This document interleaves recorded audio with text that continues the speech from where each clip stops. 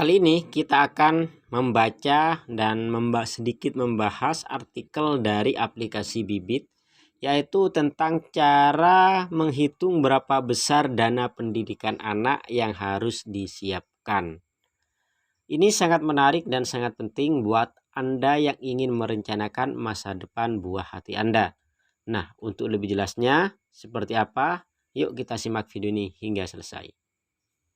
Assalamualaikum warahmatullahi wabarakatuh. Baik sahabatku semua, gimana kabarnya? Semoga pada sehat dan semangat. Oke teman-teman, disclaimer dulu ya. Sekali lagi, ini bukan rekomendasi ataupun saran, ini hanya sekedar informasi.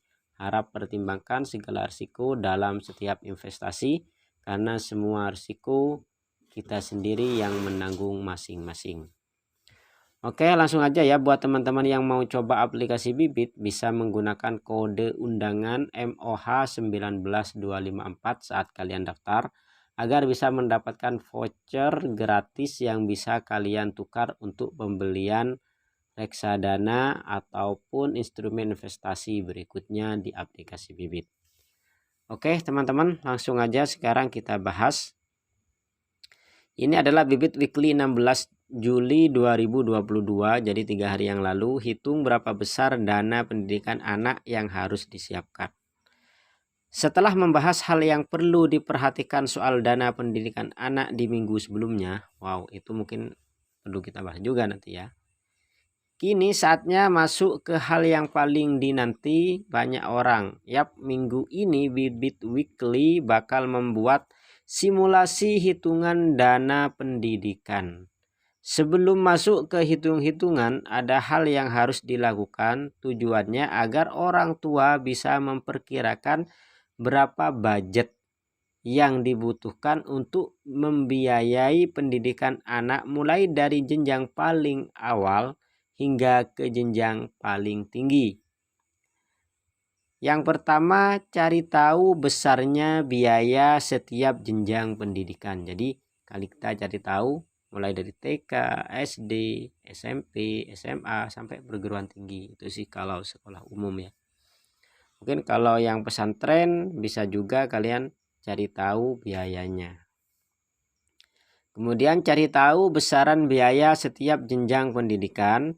Setiap tahun biaya pendidikan mengalami kenaikan dari level yang awal seperti TK sampai perguruan tinggi, sehingga orang tua sebaiknya melakukan riset dan survei agar bisa memperoleh sekolah yang diinginkan sesuai budget. Berikut adalah tabel rata-rata uang pangkal berdasarkan survei Bibit untuk lokasi sekolah di Jabotabek. Survei tersebut dilakukan di beberapa sekolah mulai dari sekolah negeri hingga sekolah swasta. Untuk TK, Taman Kanak-kanak, uang pangkal 10 juta. SD 18 juta. SMP 28 juta. SMA 38 juta. Dan perguruan tinggi 60 juta. Nah, kalau sudah ketemu kira-kira biayanya seperti ini, hitung dan tentukan target. Seandainya saat ini kamu memiliki anak usia 1 tahun dan sedang mengumpulkan dana pendidikan, maka ada waktu 3 tahun lagi untuk masuk TK.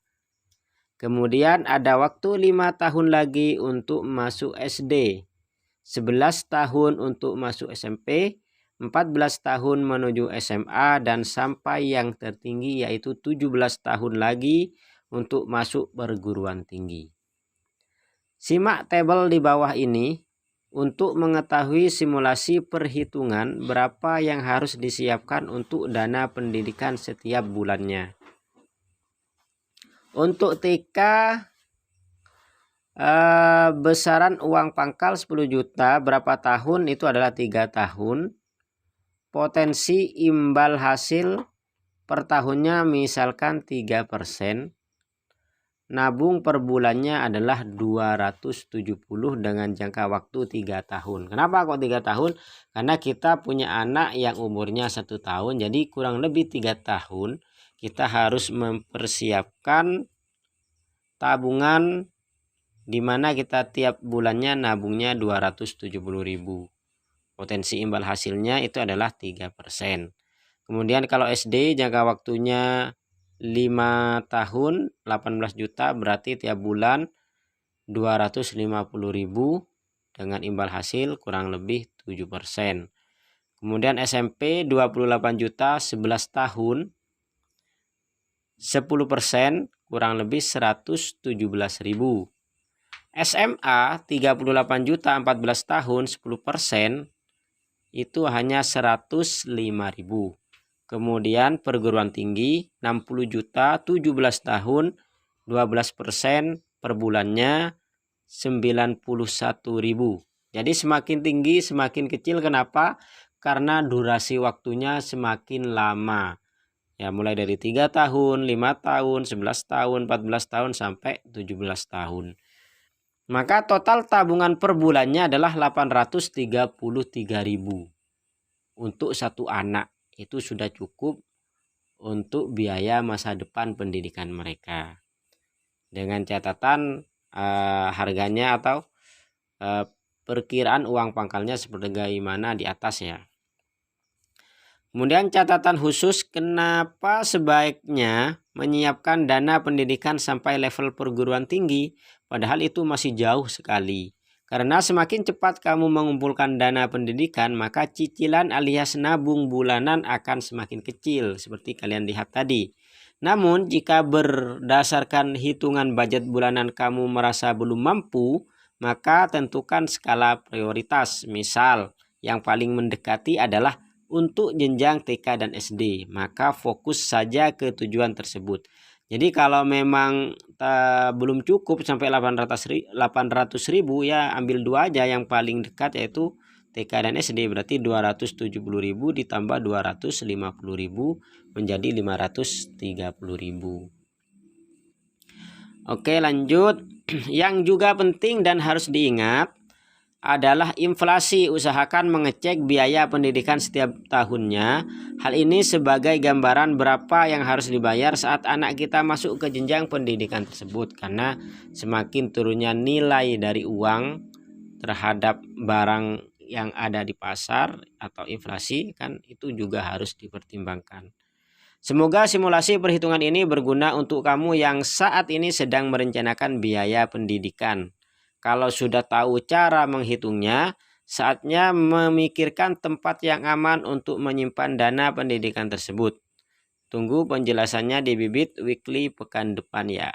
Oke teman-teman, jadi itu. Jadi kita tinggal survei, tanya-tanya berapa biayanya per bulan. Kira-kira nanti berapa tahun akan melaksanakan pendidikan, misalkan pendidikan pesantren ya, atau pendidikan umum. Maka kita tinggal rencanakan mulai sejak dini. Oke, sekian, terima kasih, semoga bermanfaat. Kurang lebihnya mohon maaf. Bila kurang jelas silahkan cek langsung di aplikasi Bibit, kalian bisa pelajari dan baca sendiri. Terima kasih, see you in the next time. And the last I say, Assalamualaikum warahmatullahi wabarakatuh. Salam sukses dan semangat.